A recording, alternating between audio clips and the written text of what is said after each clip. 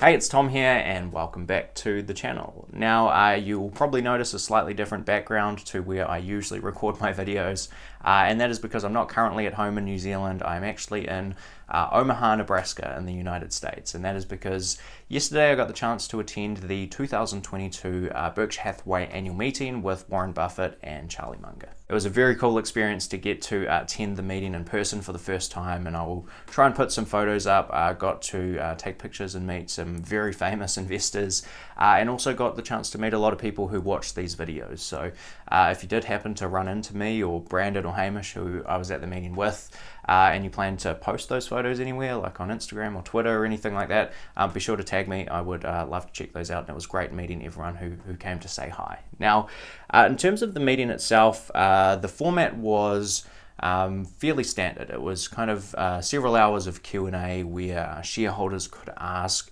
Warren and Charlie, and in this case also Greg Abel and Ajit Jain, kind of senior managers at Berkshire. Shareholders could ask Buffett questions on kind of all things investing, and Buffett would answer those questions as well as he could. But what was also interesting in this meeting is that Buffett did actually reveal a couple of recent investments that he made, and Berkshire Hathaway have actually been kind of uncharacteristically active, particularly if you compare that to their stock purchases and their investments in recent quarters and even years.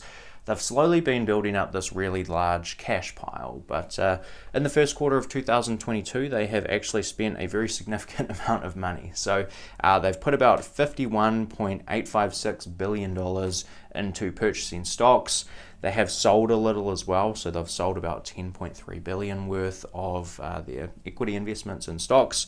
But net, the cash pile at Berkshire is down quite significantly. So it's gone from $143.8 billion at the end of December 2021, right down to $102.7 billion as of their latest quarterly numbers. Later in the meeting, Buffett then went on to reveal a few of those investments, and one of those stocks, as you've probably seen by the title of this video, is Activision. He has acquired what I'm estimating to be a stake of about $5.7 billion in Activision. He said that he has about a 9.5% ownership of the overall company, and it's a kind of uncharacteristic Buffett investment. It's not a business that he intends to hold forever. Potentially it is. I will actually get to that in this video, but it's actually more of a shorter term investment. If you haven't seen the news already, Activision is actually likely to be purchased by Microsoft. Whether that deal actually goes through or not is going to be quite important to the investment outcome here for Buffett, but it's basically a bet on Microsoft being able to get that transaction across the line, and Buffett being able to sort of capture the spread between what he can buy shares in Activision for now in the public markets and what Microsoft are looking to pay for it. So in this video, I want to kind of give some of my thoughts on that investment, what Buffett will gain if the deal goes through, what could potentially happen if it goes wrong. And I also want to bring up a third point, which is actually something that Buffett mentioned when he was talking through his logic for making the Activision investment. He actually mentioned an old situation that him and Charlie were invested in way back in the day called British Columbia Power, which is an extremely interesting situation where I guess Charlie Munger betting big on that investment is a bit of an understatement. So later in the video, I want to touch on that story very briefly as well. So in terms of the expected returns here for Buffett with Activision, and of course, if you're looking into the situation yourself, do your own work on it, but this is basically what Buffett laid out. Now, if we look at the current stock price for Activision, it's trading in sort of the mid $70 per share range. It has come back down a little, looking at when Buffett was acquiring his shares. It looks like he probably purchased in the high $70 range, maybe getting very close to $80 per share. And Microsoft are looking to buy Activision for $95 per share. So if the deal were to go through as planned, basically what would happen is Buffett would capture the difference between where he bought it at 79 and where his shares were purchased from him by Microsoft, essentially at 95, which is pretty much exactly a 20% gain. Now that deal is expected to close before the end of July 2023, which means it's probably going to happen within a year, at most maybe a little more than a year. So if that were to happen within 12 months exactly, that would give Buffett about a 20% annual return.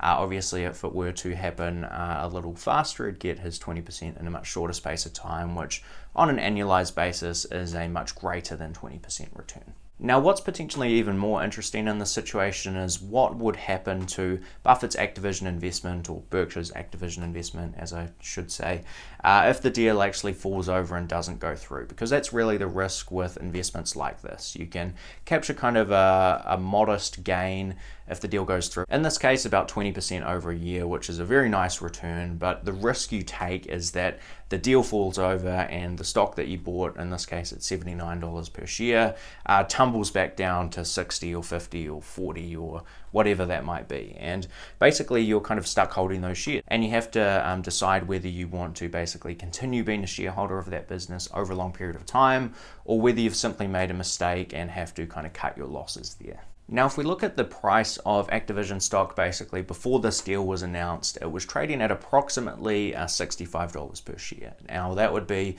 kind of the first price range you might look at if the deal were to fall over. It would probably go back down to about that price. Obviously, that is kind of uncertain as well. Potentially it could go lower, potentially it might not drop as low as 65. But that's probably a reasonable starting point for where Activision may go off the deal with Microsoft were to not go through. And that would represent about an 18% loss from Buffett's estimated purchase price, and obviously on the surface at least wouldn't look like a particularly good outcome. But what's interesting in this particular case is that Berkshire actually already had a bit of a shareholding in Activision before Buffett specifically purchased into the company. And that's because one of Berkshire's two other investment managers, Todd Combs and Ted Weschler, had actually already purchased into Activision last year. And they, on average, purchased into Activision at exactly $79 per share. So basically the same thing as what Buffett has probably paid for this arbitrage example. Ted and Todd were buying it at the same price, expecting to be able to hold Activision for a long time. So I don't know this for certain, but in my view, the way that I think Buffett is looking at this, he's basically given us his case for the shorter term upside, which is the Microsoft deal goes through and he makes 20% in approximately a year. And if it doesn't go through and the kind of stock price goes down and the deal falls over in the short term, he still owns a business that his investment managers were comfortable to own at the price at which he is paid. So I think Buffett probably views this as it's a bit of a win either way. He gets kind of a nice annualized return if the deal goes through, and if it falls over, he owns a business that people in his team were comfortable buying at similar prices and were happy to hold for an extended period of time. Now, as Buffett was explaining his rationale for investing in Activision, he brought up an old, what he called workout situation that him and Charlie Munger did way back in the day, like in the 60s when they were running their own investment partnerships. And that was in a company called British Columbia Power. So I want to play a short clip here from the meeting so that you can see exactly what Warren and Charlie say. Charlie didn't give too much away, but the way that he actually kind of bet on that situation is very interesting. So let's play that short clip.